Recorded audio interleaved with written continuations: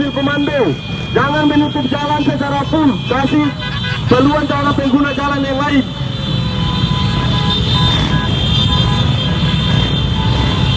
Mobil komando atau teman-teman yang bimbing mobil komando agar mempercepat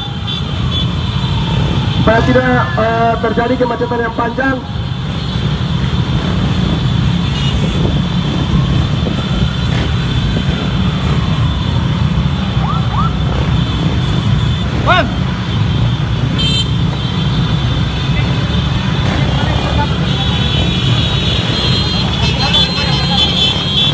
Ini adalah masa aksi aliansi Grab Kota Makassar yang menuntut keras kepada pemerintahan Indonesia untuk menyikapi masalah pencemaran nama baik bangsa dan Grab tetap satu komando, Indonesia. satu tujuan, tetap tertib.